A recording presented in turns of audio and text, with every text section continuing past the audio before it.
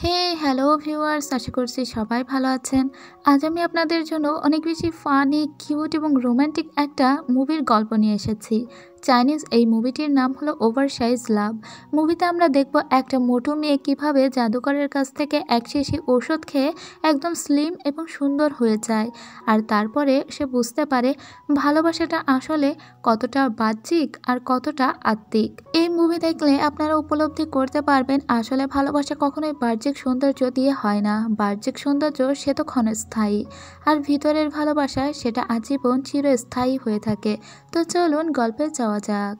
সিনেমার শুরুতেই আমাদের একটি স্টুডিও দেখানো হয়। এখানে উঠতি সব মডেলদের ফটোগ্রাফি করতো একটা মেয়ে। এই মেয়েটির নাম লিন। লিন দেখতে অনেক মোটা ছিল। এদিকে আমাদের লিনের ফ্রেন্ডকে দেখানো হয়। ওর এই ফ্রেন্ডের নাম ছিল হান, আর হান ছিল একজন মিউজিক কম্পোজার। হান অনেক রিচ একটা ছেলে ছিল। হানের সঙ্গে লিনের বন্ধুত্ব প্রায় 15 বছরের। অনেক মোটা হয় যেখানে লিনকে কেউ একটা বেশি দেখতে পারতো না বা তার বেশি কোনো বন্ধু ছিল না, সেখানে হানের সঙ্গে তার বন্ধুত্ব ছিল 15 বছরের, আর একমাত্র হানই এই পর্যন্ত তার সঙ্গে ছিল। লিন মাঝে মাঝে ভাবতো ও যদি একটু চিকন হতো তাহলে কতই না সুন্দর হতো। ঠিক এখানে আমাদের একটা ফ্ল্যাশব্যাক দেখানো হয় 15 বছর আগে, যেখানে লিন ছিল অনেক চিকন এবং হান ছিল অনেক মোটা। হান অনেক খেত বলে ওর বন্ধুরা ওকে অনেক কটূক্তি করতো আর ওকে গরু বলেও ডাকতো, যেমন ও গরুর মতো খায় এমন কোনো কথা। তবে এসব লিন সহ্য করতে পারতো না, তাই তো ও হানের পরিবর্তে ওর খাবারগুলো খাওয়া শুরু করে। তাছাড়া হান অনেক ভালো পিয়ানো বাজাতো বলে ওকে উৎসাহিত করতো লিন, আর সেই যে খাওয়া শুরু করলো তারপর থেকে উল্টো হতে লাগে। যেরকম হান চিকন হতে লাগে আর লিন হতে থাকে মোটা। সময়ের সাথে সাথে লিনের ওজন অনেক বাড়তে লাগে, আর এজন্যই তো হান সে ছোট্টবেলা থেকে লিনের পাশাপাশি আছে এখনো। তো হান লিনকে নিয়ে ঘুরতে বের হয়। তো প্রথমেই ওরা জগিং করছিল। ওরা যখন দৌড়াচ্ছিল কিছুটা দৌড়েই হাঁপিয়ে যায় লিন, আর তাই তো ও একদম চিটপটাং হয়ে পড়ে যায়। আর ও যে এতক্ষণ দৌড়াচ্ছিল তার জন্য ওর প্রচণ্ড ক্ষুধাও পেয়ে গিয়েছিল।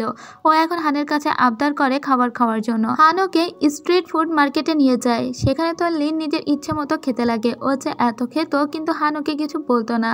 লিন ওর নিজের সাইজ অনুযায়ী যখন জামা কিনতে আসে তখন দেখা যায় সব থেকে বড় সাইজটা পরলেও সেটাও ওর ফিটিং হচ্ছিল না। এছাড়া ও যখন জুতা পরতে যায় সেই জুতাও ওর পায়ে আটকাচ্ছিল না। তার মানে মোটা হওয়ার জন্য ওর অনেক অসুবিধাই হয়ে যাচ্ছিল। এছাড়া যখন ও লিফটে ওঠে তখনও ওর ওজন অনেক বেড়ে যাওয়ায় মানুষ ওর দিকে অন্যভাবে তাকাতে লাগে। এর জন্য ওর মনও খারাপ হয়। ও মাঝে মাঝে চাইতো ও যদি একটু চিকন হতো। কিছুদিন পরেই লিনের জন্মদিন, তাই হান ওকে বলে তুমি এই জন্মদিনে আমার কাছে যা চাইবে আমি সেটাই দিব। তো লিন 2 হাত তুলে বলে ও শুধু চায় ওর হ্যান্ডসাম একটা বয়ফ্রেন্ড হোক। আর পিছন দিকে তাকিয়ে দেখে অলরেডি হান চলে গিয়েছে হাসতে হাসতে, আর লিনও নাচতে নাচতে বাড়ির দিকেই আসতে লাগে। এরপরে ওর রাস্তায় একটা অসুস্থ খরগোশকে দেখতে পায়। খরগোশটাকে দেখার পরে ও নিজের কোলে ওটাকে তুলে নেয়। ওর খুব খারাপ লাগে খরগোশটা অসুস্থ বলে, কিন্তু হঠাৎ করে এই খরগোশটার চোখ জ্বলে ওঠে। তার মানে এটা সাধারণ কোনো খরগোশ ছিল না।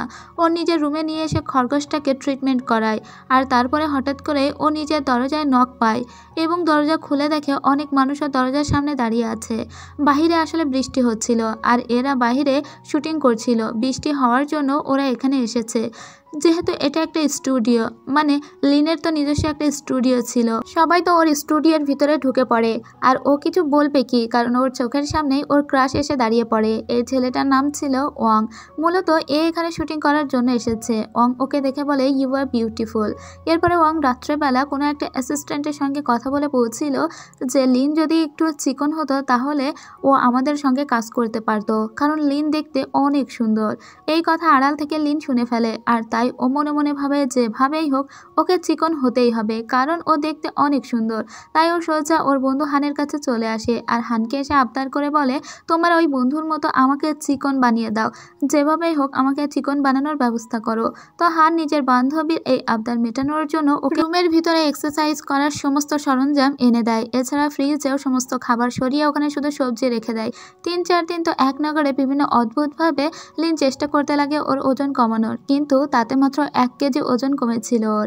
এতে ও খুব হতাশ হয়ে নিজের রুমে ফিরে আসে, আর ভাবে এভাবে হবে না বলে আবারও খাওয়া শুরু করে, এবং ও অনেক ডিপ্রেশনে পড়ে যায়। একদিন রাতে ও ওই খরগোশটার পিছু করতে করতে একটা বাড়িতে পৌঁছে যায়, আর এই বাড়িটা ছিল একটা জাদুই বাড়ি। ও যখন বাড়ির ভিতরে প্রবেশ করে তখনই ও খরগোশটা থাকা অবস্থায় মেঝের ভিতর দিয়ে নিচে চলে যায়।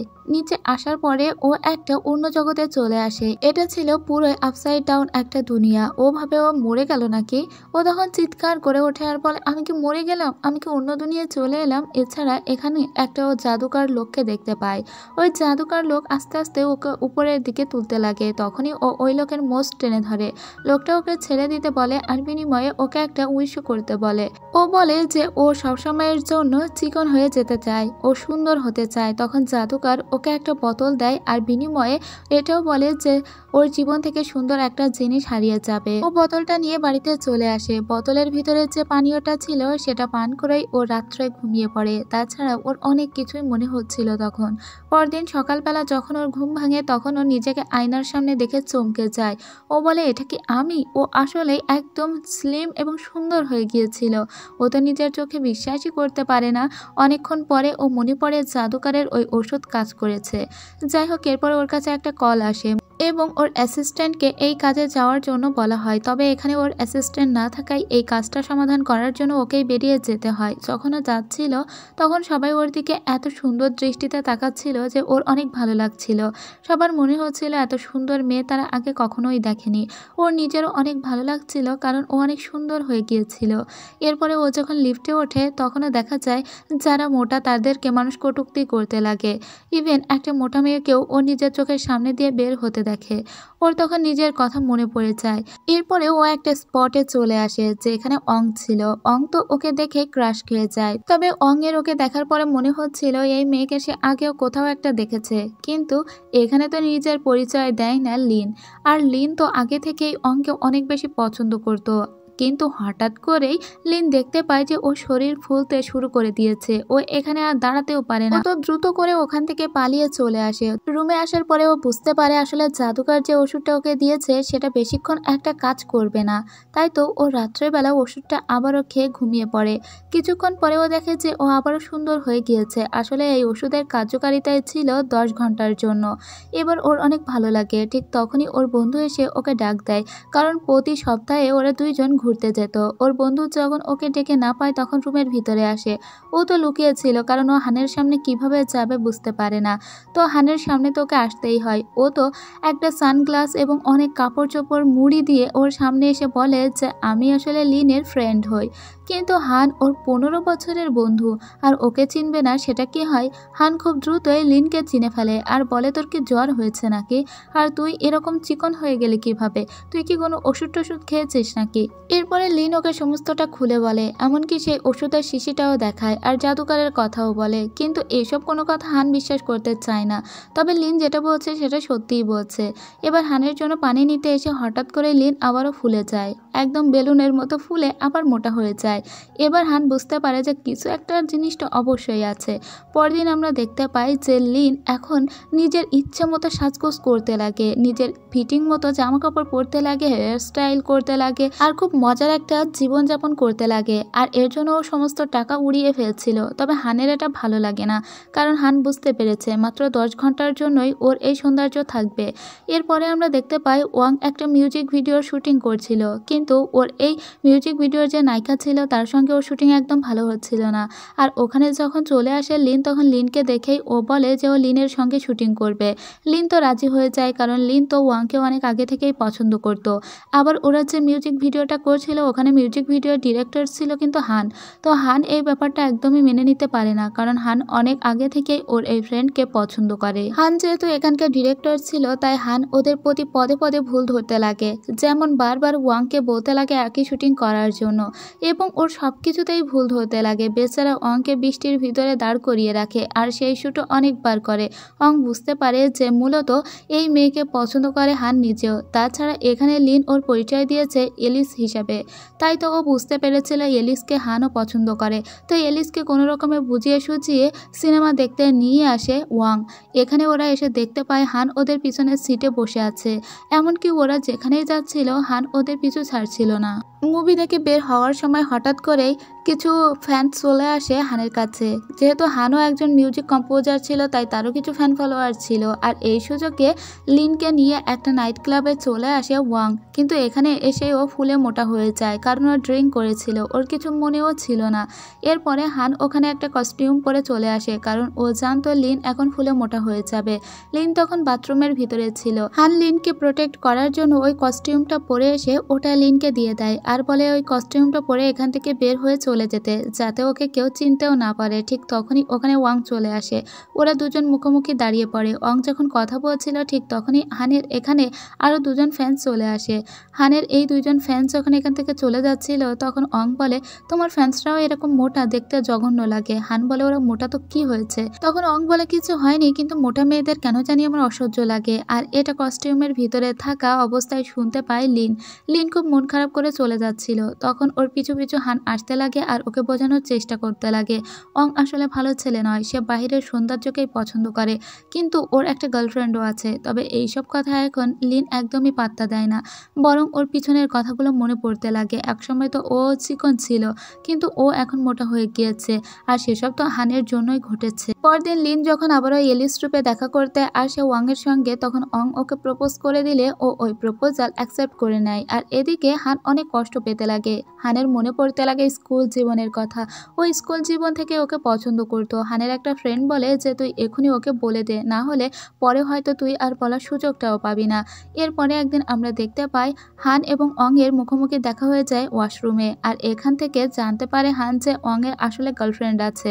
ও এখানে মূলত ডিনার করতে এসেছিল এলিসের সঙ্গে, আর এলিসের সঙ্গে ডিনার শেষ হওয়ার পরে ও সোজা ওর গার্লফ্রেন্ডের কাছে চলে যাবে। হান তখন অংকে একবার বলে যে এলিস অনেক ভালো মেয়ে, ওকে কখনো কষ্ট না দিতে, কারণ এলিস ওকে ভালোবেসেছে। কিন্তু অং ওর উপর চিৎকার করে আর বলে, তুমি আমাকে জ্ঞান দিতে এসো না, আমি জানি তুমিও ওকে পছন্দ করো। এখানে কথা কাটাকাটি করতে করতে ওদের দুইজনের ঝগড়া বেঁধে যায়, দুজন দুজনকে মারতে শুরু করে। এদিকে আমরা আবার লিনকে দেখতে পাই। লিনকে ওয়াং এর একজন অ্যাসিস্ট্যান্ট বলছিল, আমি জানি তুমি আসলে লিন, কিন্তু তুমি এলিস সেজে এখানে আছো, কারণ আমি তোমার উপর গোয়েন্দাগিরি করে তোমার পরিচয় সম্পূর্ণ জানতে পেরে গিয়েছি। এই কথা শুনে অবাক হয়ে যায় লিন, কারণ ওর পরিচয় এভাবে যে ফাঁস হয়ে যাবে তা ও বুঝতে পারেনি। হান এবং অন মারামারি করতে করতে একদম সবার সামনে চলে এসেছিল।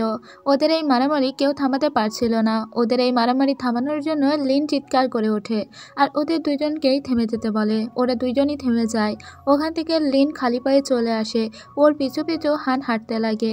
হান ওকে আবারও বোঝাতে লাগে যে আসলে ওয়াং ছেলেটা ভালো নয়, ওর গার্লফ্রেন্ড আছে। কিন্তু হানের এই কথা লিন এখনো বিশ্বাস করতে চায় না। হান লিনকে বলে, ও তোমাকে যেটা ভালোবাসা বোঝাচ্ছে সেটা ভালোবাসা নয়, আমি তোমাকে ভালোবাসি, অনেক দিন থেকেই বাসি। কিন্তু ওর এই কথা লিন বিশ্বাস করে না আর বলে, এখন যেই আমি সুন্দর হয়েছে তখন তুমি আমাকে এসে ভালোবাসার কথা বলছো, কই আগে তো কখনো বলনি, এখন তোমার সহ্য হচ্ছে না তাই না? হান ওকে বলে, তুমি যে অবস্থাতেই থাকো না কেন ওই অবস্থাতেই আমি তোমাকে পছন্দ করি, কারণ আমি তোমার ভিতরের মানুষটাকে পছন্দ করি। কিন্তু লিন বলে, আমি কেন এত মোটা হয়েছি? আমি তো তোমার জন্যই মোটা হয়েছিলাম তাই না? কিন্তু হানের এই কথাটা মনে পড়ে না। এটা হয়তো সে জাদুকরের কথা, জাদুকর বলেছিল ওর লাইফ থেকে কিছু একটা নিয়ে নিবে, এজন্য হানের মনে পড়ে না। লিন ওকে বলে, আমি কখনো তোমার মুখ দেখতে চাই না, ওটা বলে চলে আসে। পরদিন ও একটা ক্যান্ডেল লাইট ডিনারে আসে ওয়াংয়ের সঙ্গে। ওয়াং ওকে বলে, আমি চাই না তুমি হানের সঙ্গে আর কথা বলো। তো ওয়াংকে ও বলে, আচ্ছা আমি যদি হঠাৎ করে মোটা হয়ে যাই তুমি কি আমাকে ভালোবাসবে? তখন অং ওকে বলে, তুমি মোটা হওয়ার কথা কেন বলছো? আমি তো আরো তোমার ওজন কমিয়ে তোমাকে আরো বেশি সুন্দর করে দিব।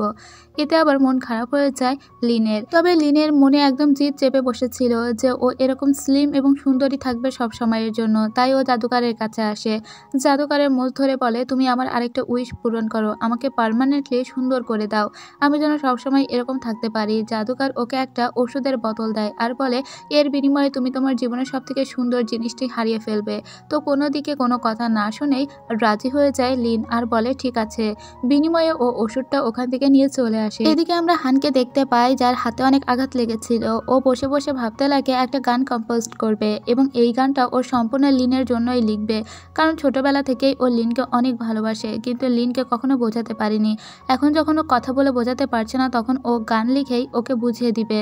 এজন্য ও লিনকে নিয়ে একটা গান লিখতে থাকে এবং ওর পাস্টের সমস্ত ঘটনা চিন্তা করতে লাগে। কিন্তু ওর এটা মনে পড়ে না কেন হঠাৎ করে লিন মোটা হয়ে গেল। যাই হোক, ও লিনের জন্য একটা গান কম্পোজ করে ফেলে। এই গানটা লেখার পরে ও যখন বাইরে ছিল তখন আমরা দেখি যে ওদিক থেকে মোটু লিন ঔষধ নিয়ে তার রুমের ভিতরে প্রবেশ করেছে। যখনই ও ঔষধটা খায় এদিক থেকে আমরা হানকে দেখি ওর চোখে সাদা একটা আলো দেখা যায়। সাথে সাথেই লিনের যত স্মৃতি ছিল সেই স্মৃতিগুলো ও ভুলে যায়। এরপরে লিন তো অনেক সুন্দর হয়ে যায় পার্মানেন্টলি, এবং ও যখন স্টুডিওতে ফিরে আসে এবং ও যখন অংয়ের সঙ্গে কথা বলতে যায় তখন দেখা যায় যে অং ওর থেকে মুখ ফিরিয়ে নিচ্ছে। ইভেন সবাই ওর দিকে অন্যরকম দৃষ্টিতে তাকাচ্ছে। সবাই ওকে অনেক কোশ্চেন করছে, সবাই ওকে নিয়ে বাজে কটূক্তি করছে আর বলছে এটা তো লিন এলিস সেজেছে, আর লিন প্লাস্টিক সার্জারি করিয়ে ওর বডির এই অবস্থা করেছে, আর প্লাস্টিক সার্জারি করাকে মানুষ অনেক খারাপ দৃষ্টিতে দেখে। তাই তো লিন অনেক প্রশ্নের সম্মুখীন হয়ে যায়। এমনকি কিছু মানুষ ওর দিকে পানিও ছুটতে লাগে। এই মুহূর্তে ওকে এসে প্রোটেকশন দেয় হান ওকে উপরে তুলে এনে বলে আপনি ঠিক আছেন তো? ওর মুখে এই কথা শুনে লিন অবাক হয়ে যায়। লিন বলে তুমি আমাকে আপনি করে কেন বলছো? হান তখন বলে আপনি কে? আমি কি আপনাকে চিনি? আপনি আমার সঙ্গে এভাবে কেন কথা বলছেন? লিন তখন বলে আমি তোমার ফ্রেন্ড, আমরা 15 বছরের ফ্রেন্ড। এই দেখো আমাদের তো একসঙ্গে ফটোও আছে।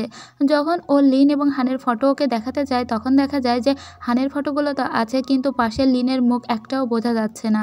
লিন তখন কাঁদতে লাগে আর বলতে লাগে তোমার মনে নেই আমি তোমার বান্ধবী লিন, তুমি একবার মনে করার চেষ্টা করো। কিন্তু হানের কিছুই মনে পড়ে না। লিন এবার প্রচুর কাঁদতে লাগে। লিন বুঝতে পারে ও জীবনের সব থেকে বড় ঠকাটা এবার ঠকে গিয়েছে। লিন বুঝতে পারে ও যে এই বোতলটা নিয়ে এসে পার্মানেন্টলি স্লিম হয়েছে তার জন্যই এটা হয়েছে। তাছাড়া ওই গানের কম্পোজটাও দেখতে পায়, আর তাই তো বুঝতে পারে লিনই ওকে প্রকৃতপক্ষে ভালোবাসে।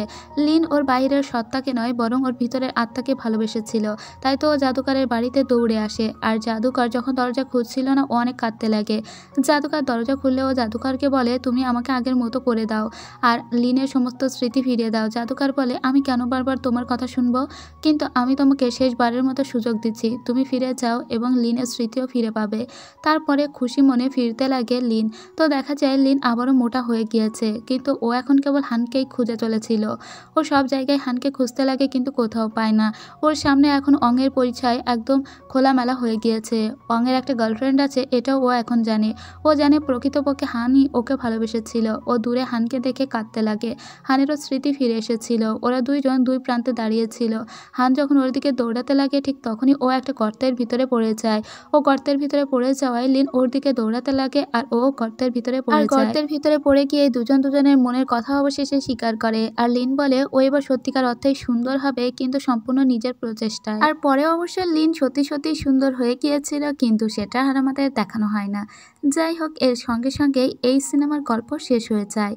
এই সিনেমা থেকে আমাদের একটা লেসন দেওয়া হয়েছে, আর তা হলো হয়তো এটা একটা জাদুর মাধ্যমে দেখানো হয়েছে 90 কেজি থেকে একটা মেয়ের ওজন কমে 40-এ চলে এসেছে, কিন্তু বাস্তব দুনিয়ায় এরকম জাদু এক্সিস্ট করে না।